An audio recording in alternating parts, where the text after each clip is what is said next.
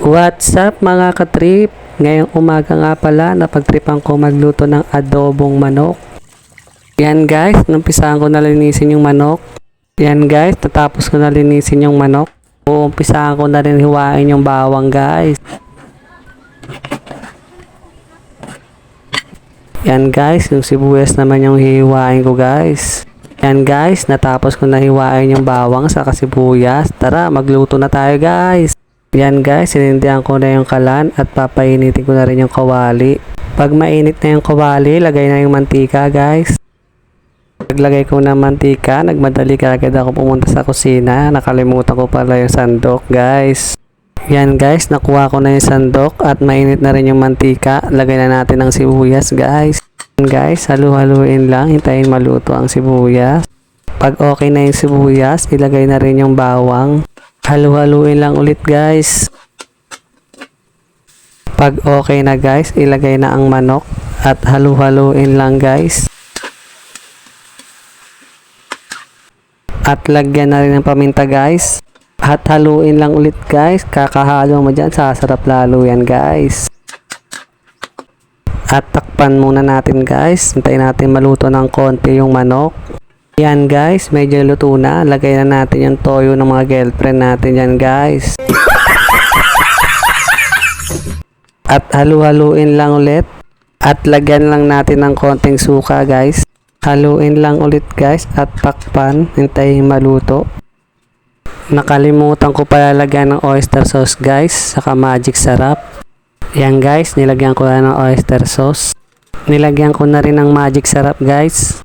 At halu-haluin lang ulit guys.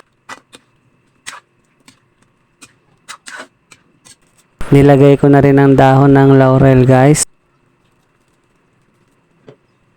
At takpan at hintayin maluto guys. Yan guys, luto na ang adobong manok. Yan guys, ang ulam pala namin ay adobong manok. Tapos kanin ay tinola pala yun guys. Tapos patola na may miswa guys. Yan guys, umpisaan ko tikman yung adobong manok.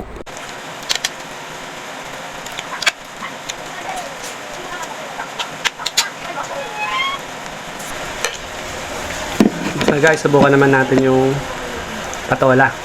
Yan guys, yung miswa na may patola naman yung uulamin ko guys. Yan guys, first bite, sarap talaga.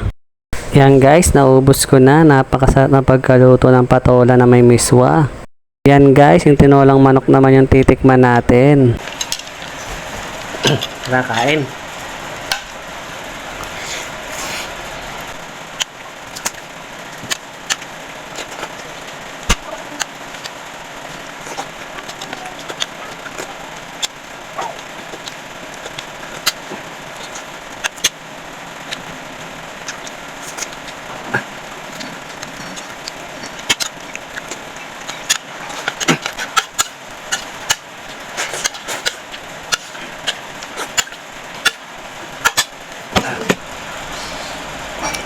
Ayaw na kain. Oh.